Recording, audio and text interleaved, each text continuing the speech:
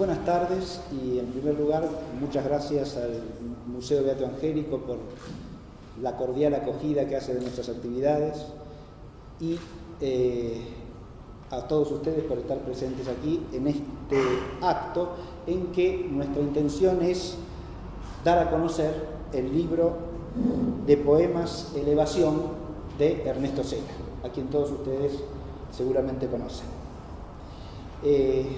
Yo voy a hacer una breve introducción al libro, porque después Ernesto sí los va a introducir auténticamente en su visión de su propia obra.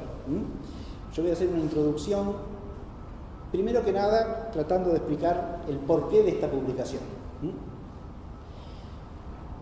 El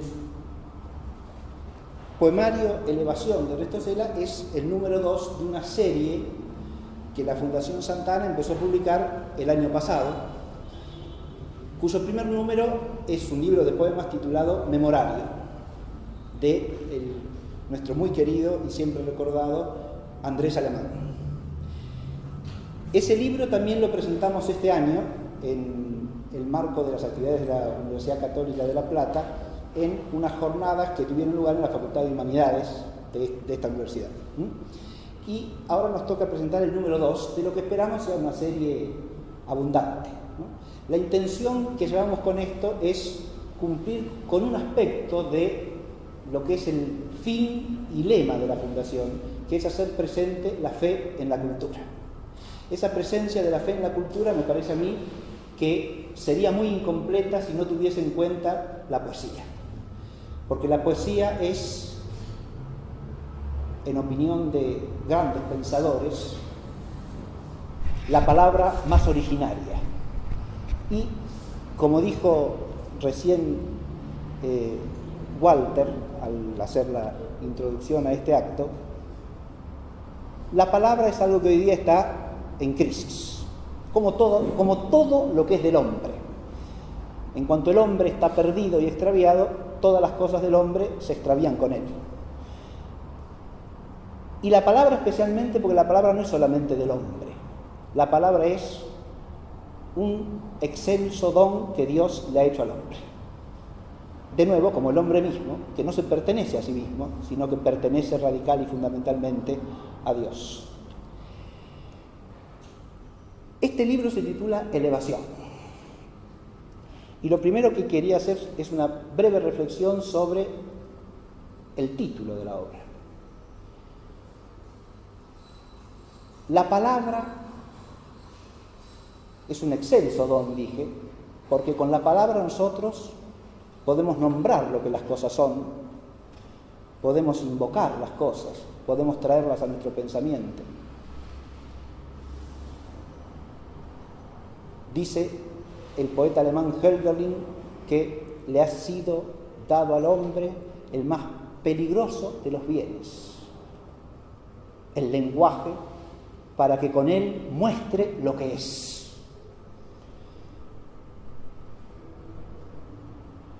Porque el asunto está en qué es lo que muestran nuestras palabras, a dónde apuntan y qué efecto tienen en nuestro espíritu.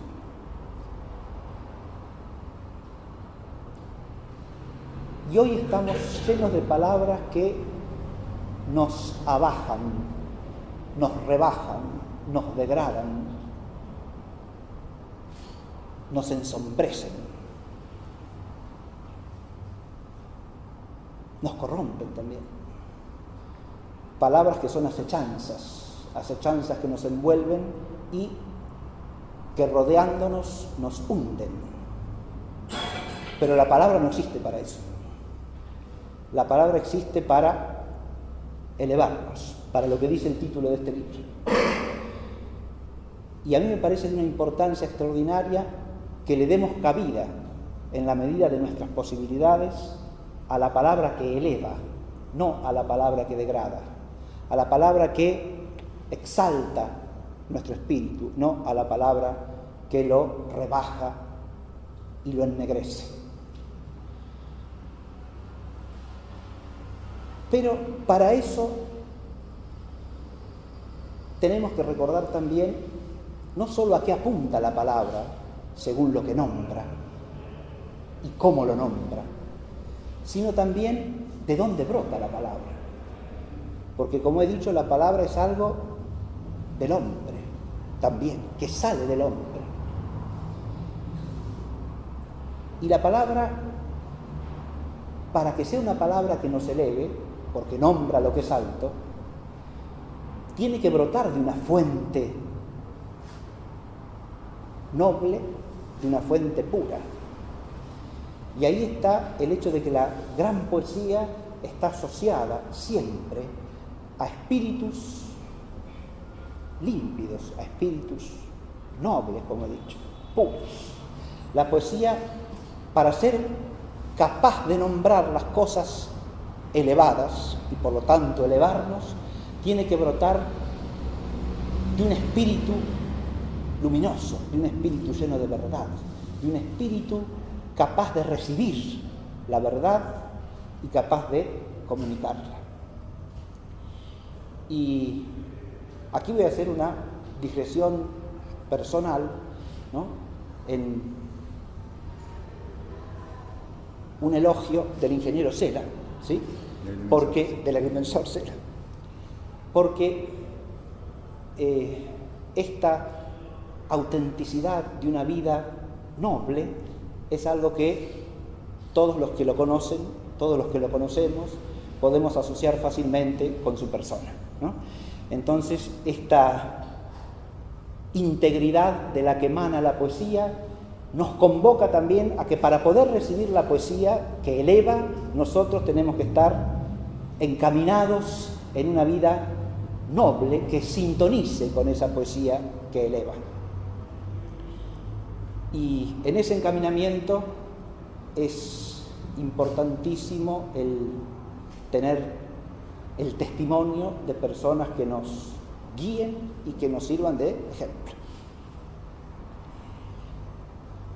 El texto poético de esta obra, que como ustedes verán es un libro de pocas páginas y además tiene un estilo muy recatado, muy austero, me lleva a una reflexión que es la última que quiero introducir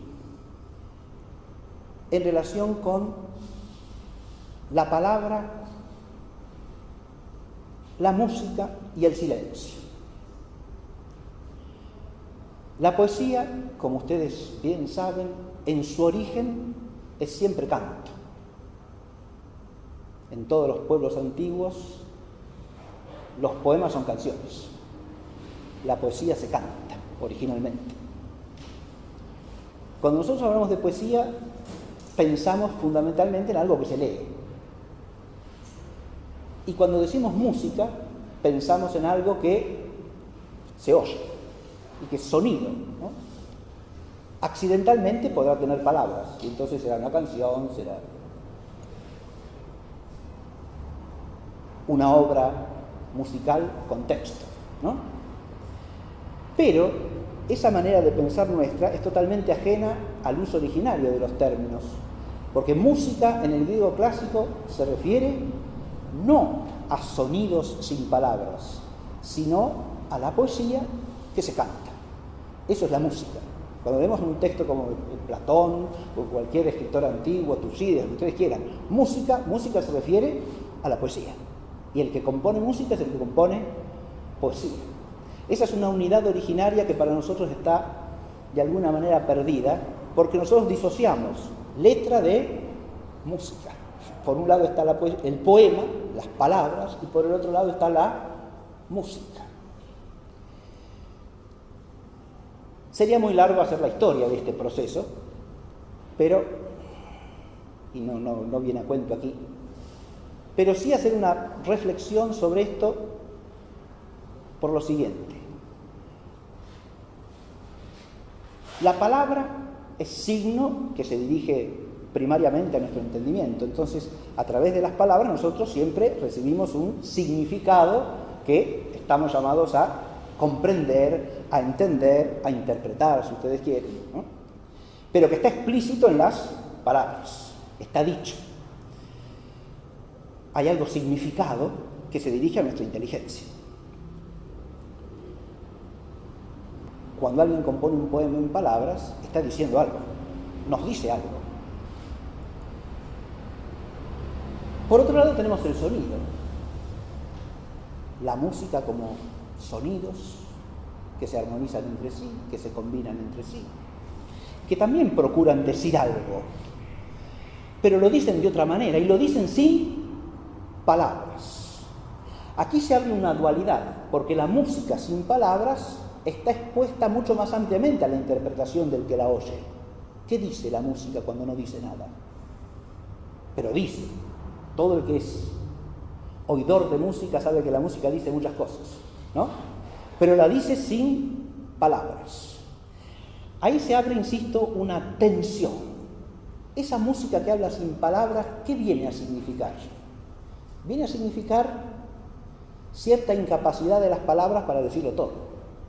Hay cosas que no se pueden decir con palabras, ¿no? La palabra humana es finita en su capacidad de expresión. Puede decir hasta cierto punto. Tiene un límite en la capacidad de decir. Este límite que tienen las palabras para significar lo experimenta sobre todo el espíritu humano cuando quiere decir cosas sublimes, cosas que son tan altas que las palabras parece que quedan chicas, que quedan cortas. Y entonces viene otra manera de expresarlas. Ahí viene el sonido puro, que puede procurar expresar aquello que en el lenguaje resulta inefable. Pero con un defecto también. Ese sonido puro que nosotros hombres componemos también es finito y limitado, y también tiene una capacidad limitada. Ese sonido nos remite al significado, a algún significado, y ese significado no se puede explicitar sino en palabras. De ahí que los críticos musicales, los que comentan la música, se esfuercen por tratar de explicarnos lo que la música viene a significar, y los historiadores de la música lo mismo, ¿no? Todo ese esfuerzo es necesario, ¿por qué? Porque la música por sí sola dice, pero dice de modo imperfecto e incompleto. La música pura, por un lado, las palabras por el otro, crean una tensión entre lo que se puede expresar y lo que no se puede expresar. Pero esta tensión que acompaña al hombre mientras vive en este mundo, porque lo único que trasciende esa dualidad es la infinita perfección de la palabra divina. Solamente en ella se expresa todo. Como dice San Juan de la Cruz, Dios en su eternidad dijo una sola palabra, y esa palabra es su Hijo. Y en esa palabra expresa todo. Esa palabra es la música infinitamente perfecta y es el poema infinitamente perfecto. Ahí está contenido todo el sentido de quién es Dios en sí mismo, porque esa palabra es personalmente Dios, y de toda la creación que está pensada en esa palabra. Pero mientras nosotros decimos palabras humanas y componemos sonidos humanos, ni la palabra ni la música son completas y tratan de completarse la una a la otra. Pero esa tensión entre lo que se puede expresar y lo que no se puede expresar también se da al interior de la música y al interior de la poesía. Y acá es donde vuelvo al libro de Ernesto. Porque una poesía como esta, un lenguaje poético, como dije, tan austero, tan preciso, tan profundo, es un lenguaje callado, podemos decir. Es un tipo de palabra poética que no tiene nada de rimbombante, nada de excesivamente expresivo, nada de adorno, por supuesto. Es una palabra silenciosa, es una palabra poética que en sí misma registra esa tensión entre lo que se puede decir y lo que no se puede decir, entre lo que la palabra puede expresar y lo que solamente puede aludir callándolo. Y eso me parece uno de los valores más grandes que tiene la poesía, y sobre todo la poesía lírica cuando es auténtica. Y a mí me parece, de nuevo, que este es el caso de la obra de Ernesto. Dicho esto, los remito a la explicación que va a hacer Ernesto Cela de su obra. Vamos a leer también algún poema y después una vez que hayamos terminado con esto, pueden pasar allá a la sala pequeña, ¿no? Y allí están hay pilas de libros, ustedes pueden tomar, ¿no? Uno para llevárselo, y si quieren colaborar con algo también pueden hacerlo, pero eso es a voluntad totalmente, y si pueden y tienen ganas, ¿sí? Muy bien, los dejo con Ernesto. Muy amable, te agradezco mucho. Debo agradecer esta clase profunda que, como siempre, suele dar Claudio María Eber. Muy agradecido en los términos con que se recibió a mi persona y con que se refirió a mi humilde obra. Agradezco a la Fundación Santa Ana, que se ocupó y preocupó de que sea editada la edición, y en ello, perdón por el temblor, vuelvo a esto, los nervios de todo hombre en esta circunstancia, donde recibe de la providencia un premio que jamás hubiera dado. Y en este lugar bellísimo y con el afecto de todos ustedes. Gracias, Claudio, por las palabras. Yo voy a ser muy breve. Siervo inútil soy, como el Evangelio dice. Dejo mi obra al amor de ustedes. En esa obra estoy. Y en esa obra con ustedes dialogaré. Yo voy a leer uno de los primeros poemas de Las Palabras, donde justamente está la parte más ríspida, donde la palabra no se usa para elevar. Sí, los restantes poemas que componen las palabras, siguiendo la orientación de lo que enseñó y explicó Claudio hace un momento. Y posteriormente daré una pequeña idea de lo que busqué en cada uno de los cantos que siguen, que también leerá Claudio.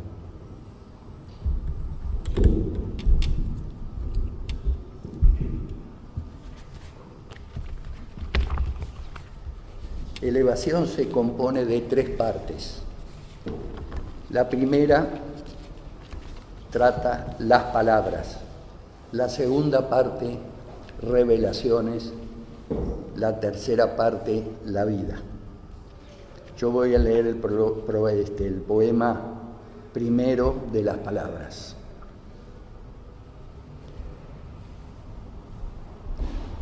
Con palabras vaciadas ocultan, disipan, degradan la armonía primigenia.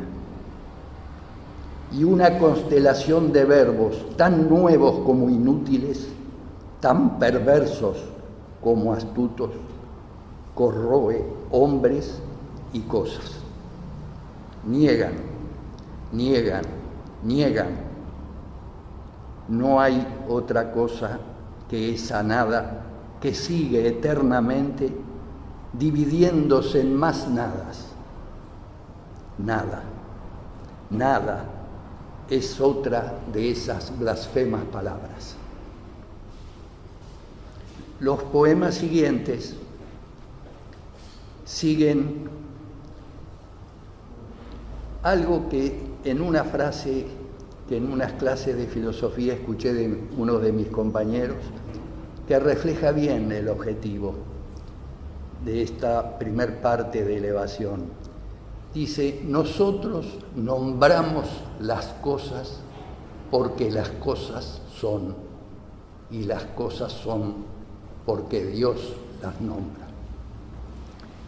El resto de las palabras, los poemas que siguen, habla de esa palabra esencial, no la de la común, el signo convencional, sino esa cifra de eternidad, esa esencia que para siempre hace que cada cosa sea lo que es. Y eso es defender al ser y colaborar con la creación. Por eso la nada, que es la anulación del ser, es precisamente una palabra blasfema. A las palabras sigue revelaciones. Claudio va a leer de Revelaciones 2 poemas. El primero de ellos alude a la espiritualidad del hombre, a su inmortalidad.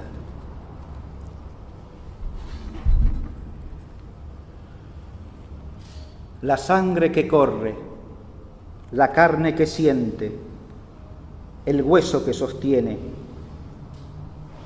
¿acaso algo los habita? Nada los abandona, nunca.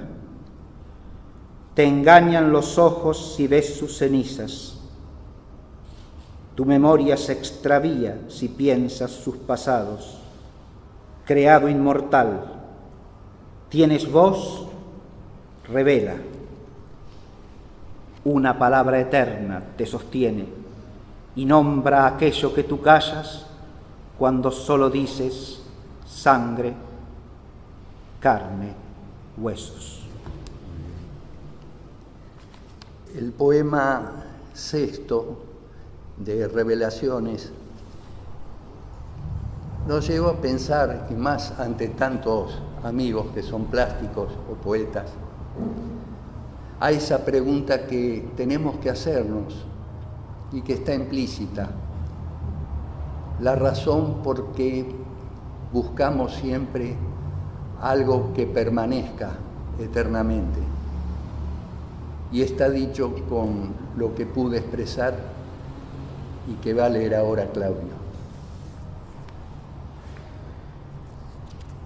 Tú que hablas con la creación entera, que has hecho con tus manos palabras, palabras como truenos, palabras como canto de aves, milagros que no usan ya nombres, sino ritmos que se unen al latir del hombre.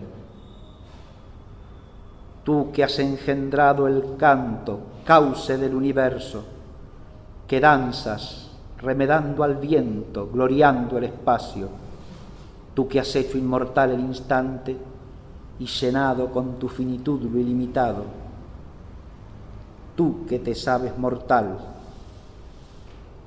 ¿por qué haces obras eternas? Gracias. Y ahora me referiré a 2 poemas que también va a leer excelentemente Claudio, donde en uno de ellos se da el sentido trascendente de la vida humana y en el que subsiguientemente va a leer la absoluta superioridad de la vida sobre el infinito inerte. Sí.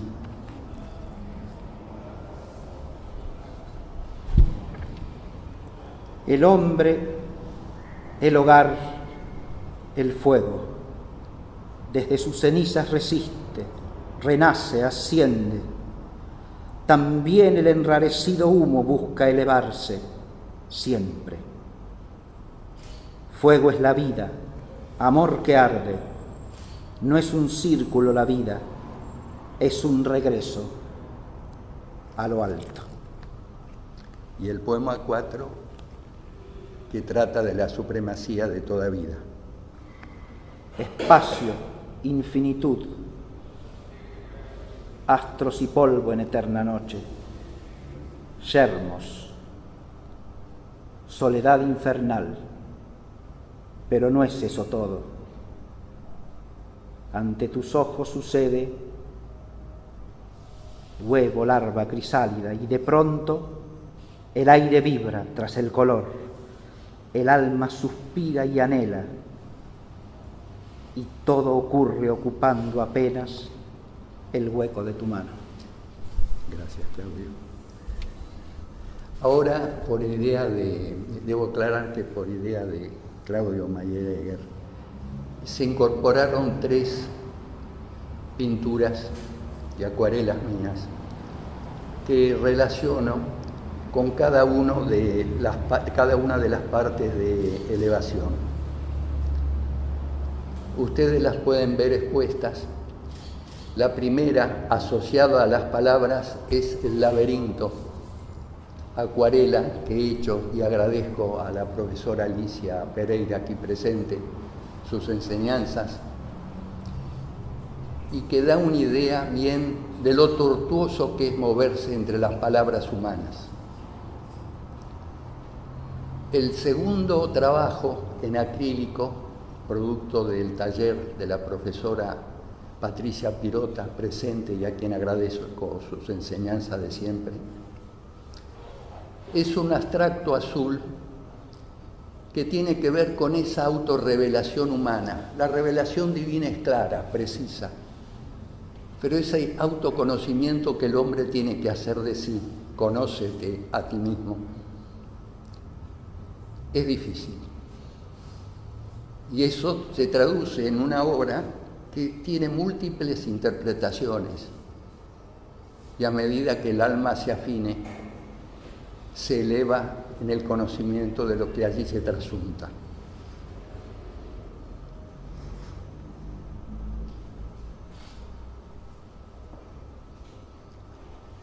En la vida,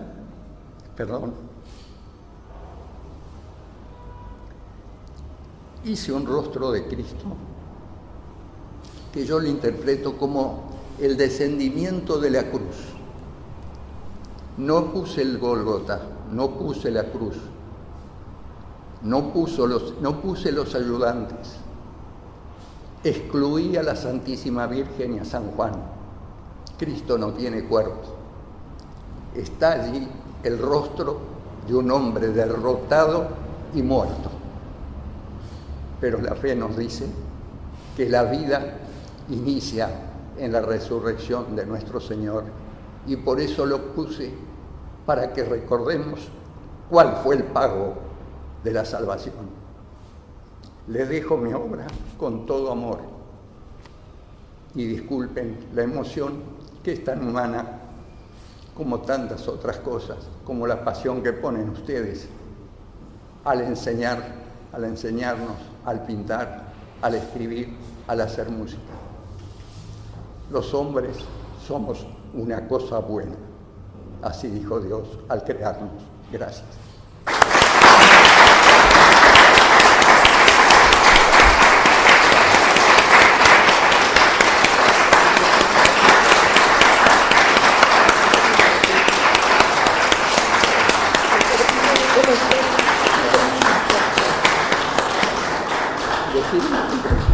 Gracias por todas. Gracias a ustedes. Decirle sí, por una tarde. Bueno, agradecemos Sí, cómo no. a todos, principalmente al profesor Suena, Así es. que creo que en esta época tan triste, ¿no?, que el humanismo no existe, tenemos un verdadero humanista. Así que el libro está a nuestra disposición, sí, para seguir las reflexiones y poder disfrutar de la belleza de esas palabras. Así que les pido a todos nuevamente un aplauso.